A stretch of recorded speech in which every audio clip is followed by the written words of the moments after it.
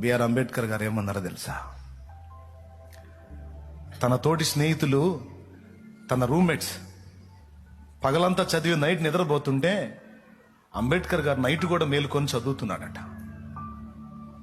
మధ్యరాత్రి చూస్తే చదువుతా ఉన్నాడు, తెల్లవారుజాము చూసి చదువుతా ఉన్నాడు.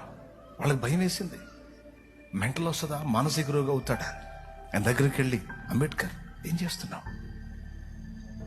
పిచ్చి పట్టిందా, బ్రెయిన్కి రెస్ట్ ఇవ్వకపోతే ఏమవుతుంది,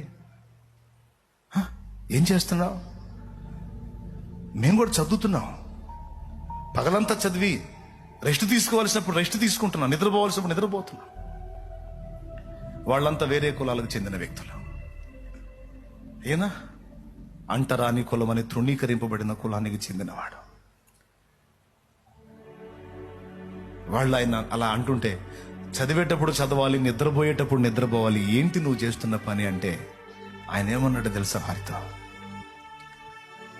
మీ వాళ్ళు ఎప్పుడో మేలుకున్నారు, మీరు నిద్రపోయినా ఇబ్బంది లేదు, కానీ నా వాళ్ళు ఇంకా నిద్రపోతున్నారు, నేనన్నా మేలుకోకపోతే వాళ్ళని కాపాడే దిక్కే లేదు అన్నాడట.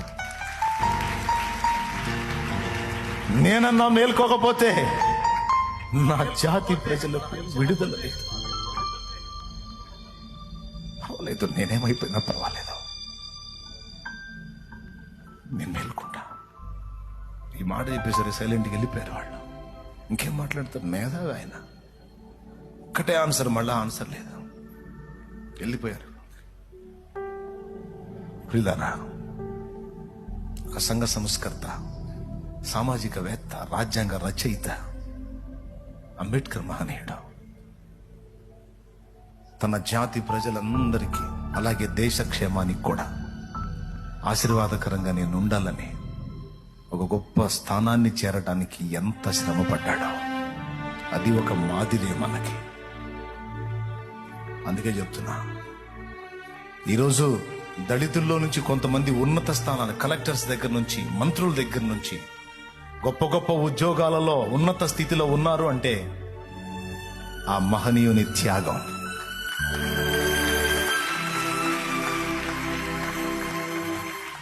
అవునుకుడే సమాజంలో తల ఎత్తుకొని గౌరవనీయంగా తిరిగి, కొంతమంది దుర్మార్గుల దుశ్చర్యల ఆగడాలను తప్పించుకొని కాపాడబడగలుగుతున్నారంటే కనీసం నేనన్నా దీనికి పూనుకోవాలని ఒక వ్యక్తి కలిగి ఉన్న గురి సాధించిన విజయమే ఇంతమందికి క్షేమం.